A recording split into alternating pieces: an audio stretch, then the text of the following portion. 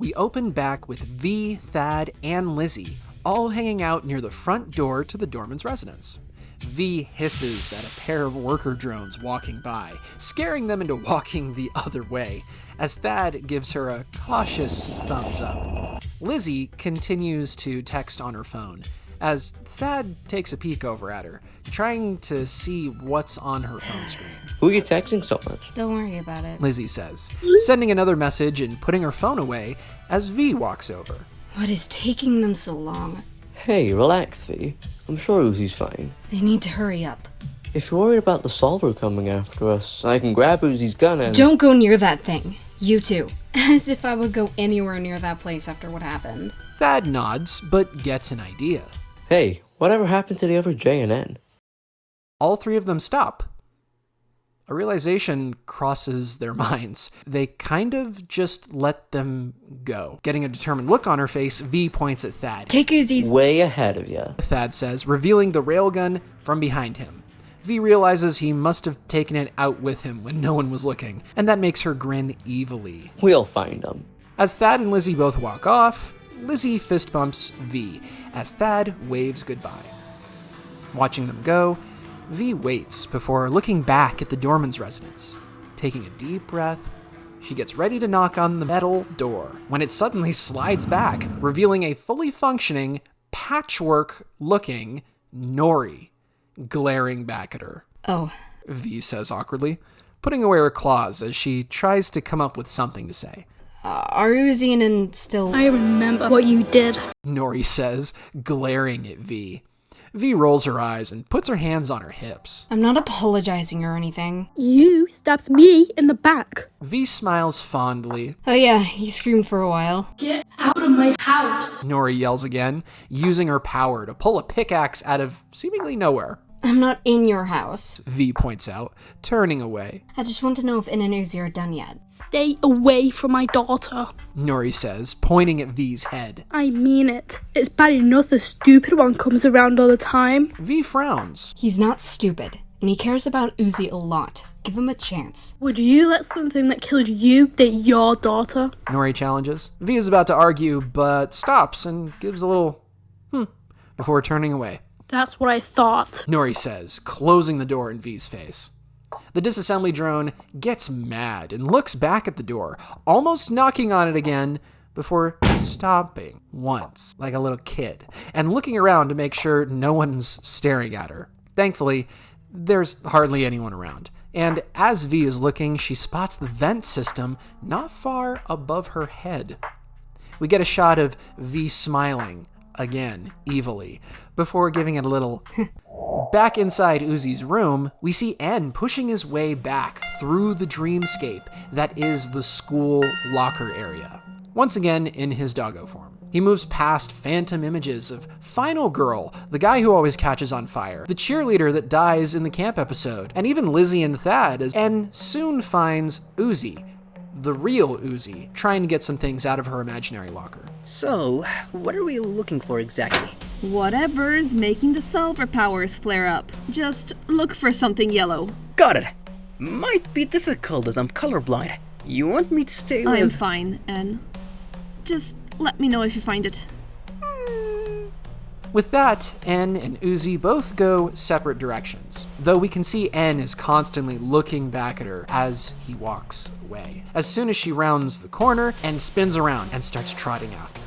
We find our way into a hallway of classrooms, all of which look exactly the same. Yellow light seems to be coming out from underneath the doors, making Uzi groan. We follow her into the first one on our left.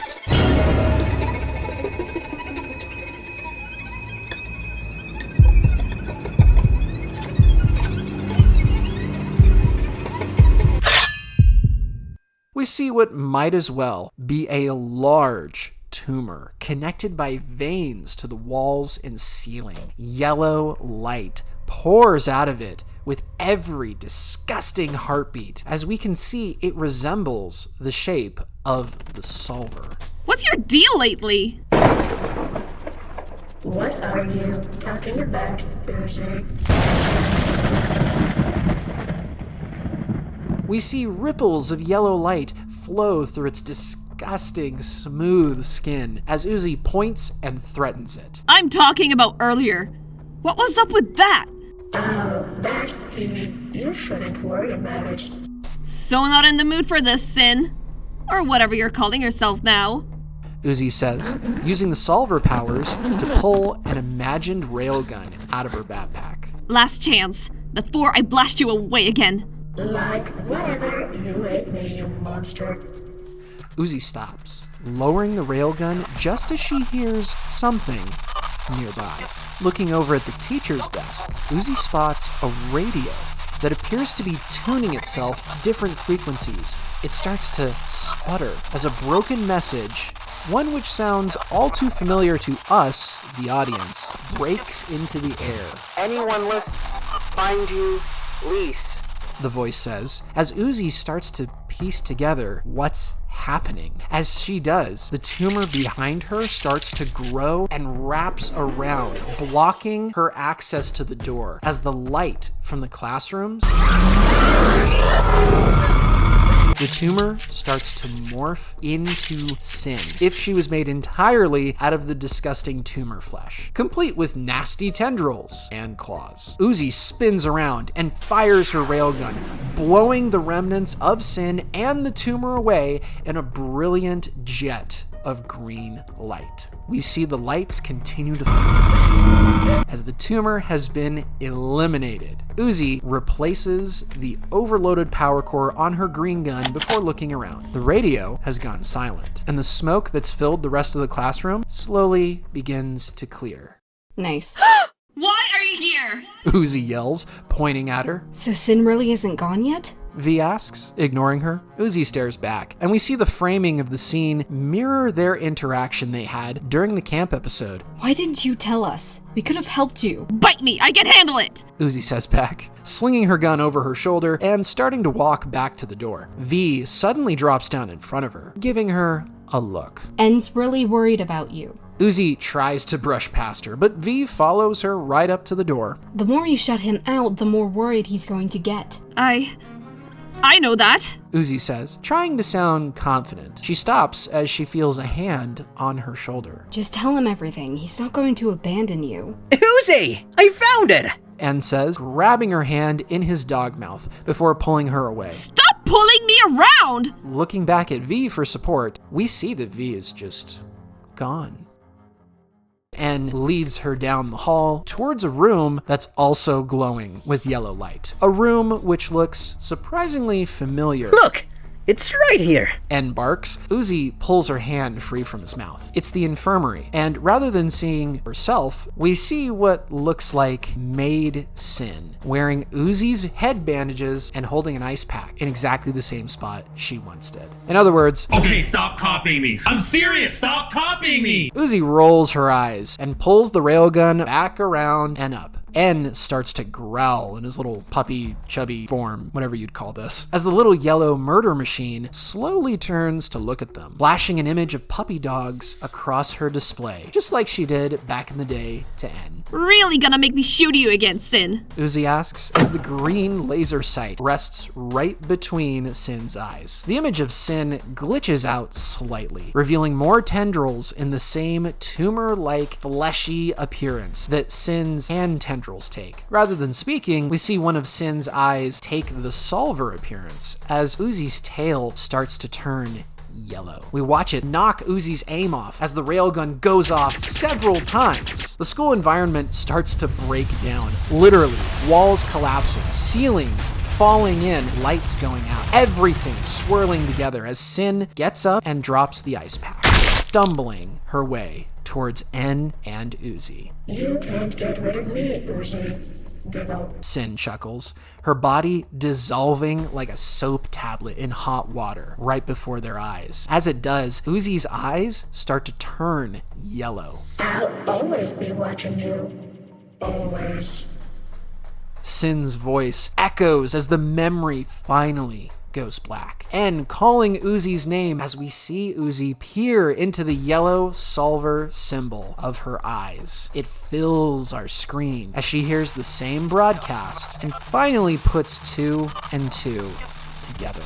N! I know what to do! Uzi tries to say as everything breaks down. Easier to assimilate than explain. We go back to normal Sin and Jay, walking through a set of sliding doors. We hear chirping sounds as Sin smiles back at her new friend, the lush and green jungle plants completely filling the doorway. Jay can't believe it. Organic plant life? She hadn't seen anything like this since Jay stopped. She couldn't think about her time in the Elliott mansion. Not now. Not when her boss, or her replacement boss, was standing right in front of her. Forget the past. Focus on the job at hand. Remember the corporate talking points. These are the things that Jay was telling herself as Sin reached over and rubbed the leaf of the first plant she could. Crazy, right? The humans thought they were growing food. Sin smirks, reaching over and touching some of the vines. Makes you wonder what else they got wrong. I'm sure the company found a use for all this. Jay says, noticing how every vine they touch shrivels away. Any failure can be corrected with the right management direction. Sin shrugs. I kinda like mistakes, she says, passing by a bundle of vines that look like they've grown into a bow of sorts. They made so many of them, but they always found a way to learn from it.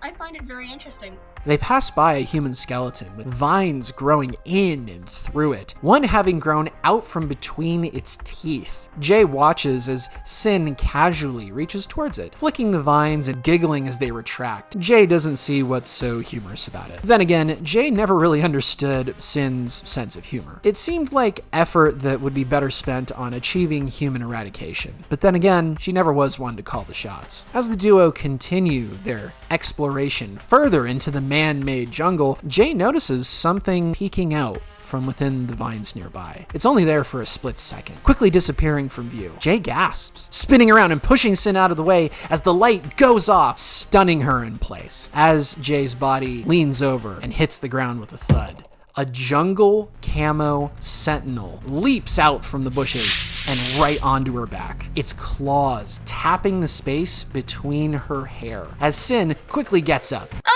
no. We're not done with this one yet, she says, walking right up to it and gently pushing the sentinel off Jay, like it's some kind of big dog. It responds by putting its jaws around her head, teeth and all, without squeezing. Sin giggles and gently pushes it off, pointing at its head. I mean it.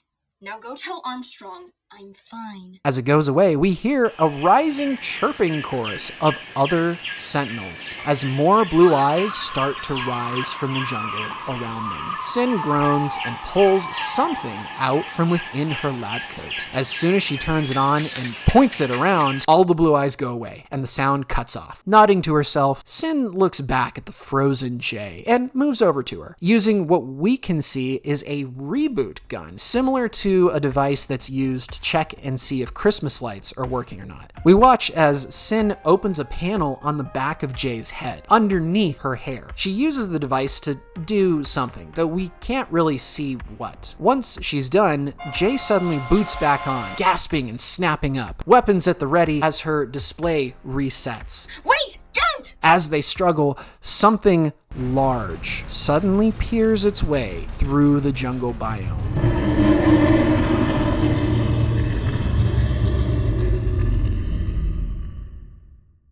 The two drones notice sentinels suddenly fleeing the scene, running past them, hiding in vine caves, and turning off their lights as the ground shakes once, then twice, then a third time. They both feel a large blue light as the beam falls over them. They slowly let go of one another and look up. Jay stares into the massive light before gritting her teeth and looking down at Sin. Stay behind me, Jay says, putting herself between the light source and her rescuer. We see Jay and Sin both cover their eyes as the light reaches its crescendo, making the scene look like something out of an alien invasion until suddenly it stops. The dust starts to settle as Jay and Sin struggle to open their eyes. We see Sin sigh before taking Jay's arm and moving around her. Jay, this is Armstrong, my guardian. Armstrong, meet Jay, officially. We finally get a good look at what is a TRex Sentinel, and it doesn't look happy. Instead of a small spotlight atop its head, it's more akin to a lighthouse bulb than anything Jay's ever seen. Its eyes, 8 eyes, I might add, shine with red rage as its jaws are open, a deep growling coming from within its throat like a powerful engine. Worst of all are the claws, each painted with that black and yellow pattern, a pattern that Jay has on her body. Everything about this creature appears industrial, yet so feral. No matter how much Jay racks her brain, she can't think of a single practical use for something this massive. He's a one-of-a-kind, just like us.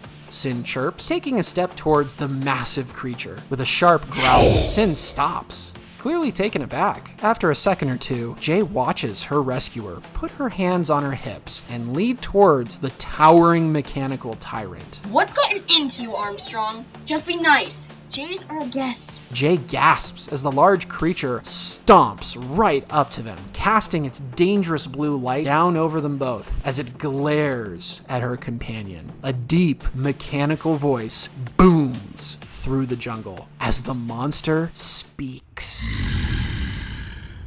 The creature commands. The Sentries Are Us logo, catching the light from the metal label printed on the side of its jaws. Absolutely not! Sin yells, pointing at the monster. What is your deal? Stop being such a monster!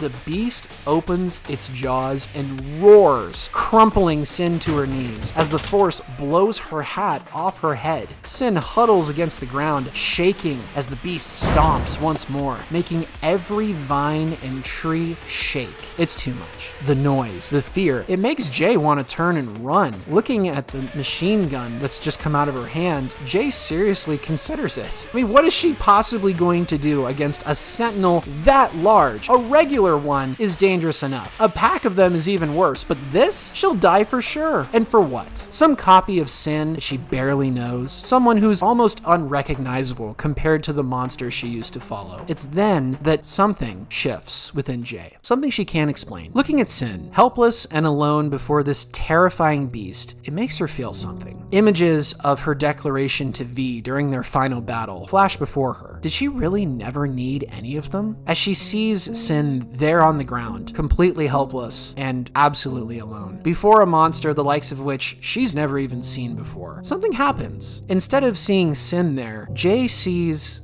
Tessa. And that's about all she needs. Without skipping a beat, Jay rushes forward, jumping between Sin and the monster once more. But this time, she ignores the thoughts of dodging any attack that may come. Any sense of self-preservation is replaced with something new. Something Jay just can't ignore. Courage. What are you doing? Sin shouts as Jay gets ready to take the T-Rex on. Can you fly? What? Sin yells back. Shaking her head, Jay gets ready to leap into action. No matter how big or terrifying this monster might be, she is not losing her boss again. Gritting her teeth, Jay pulls out the big guns and points them right between the large sentinel's eyes. Resilient leaders embrace failure! Jay shouts. The T-Rex lunges. Jay leaps into the air, slashing its maw with her beam attack. Instead of cutting through its metal jaws, the beam leaves a nice gash across the top of its nose, but that's about it. Barely an inconvenience. The monster's teeth spin and slice together as it tries to take a bite out of Jay. Our disassembly drone veers away, firing a machine gun as it lines up with the monster's eyes. Its spotlight rotates atop its head, flashing a beam right at her as Jay closes her eyes just in time. Sin, run! Jay shouts, firing madly at the beast's head, trying to do something meaningful to it. Instead, both of them stop as a familiar-looking yellow tendril reaches out and seizes Jay mid-air. Other yellow tendrils start to appear as well, wrapping around the monster's jaws, shutting them tight before pulling the creature back into the bush. Jay looks over and spots Sin using the Absolute Solver's power. However, it's clearly taking a toll as her lab coat develops a large black stain around her stomach. Her glass eye display begins to crack, and we see Jay wince as Sin starts coughing up black ooze before falling to her knees. The Solver symbol disappears from Sin's eye as the tendrils sputter and vanish. Jay flies back to the ground, rushing to her side as the T-Rex shakes itself free and growls. Sin! Sin, wake up! Jay shouts, going to help, but stopping at the sight of Sin's body convulsing and cracking. Coughing, Sin looks up at Jay. Go to room 3. Jay watches the death message appear on Sin's display. She doesn't have time to process it though, as the T-Rex spots her and roars once more.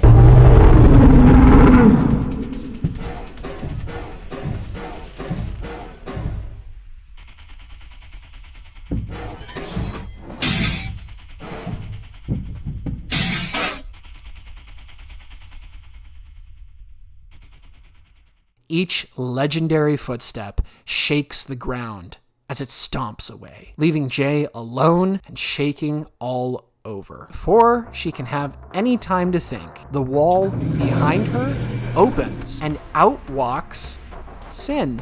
Oh my goodness! Are you alright? Sin asks, running over and pushing Jay's messy hair out of her eyes. She pauses as she notices Jay's shorter ponytail. Is this a French look?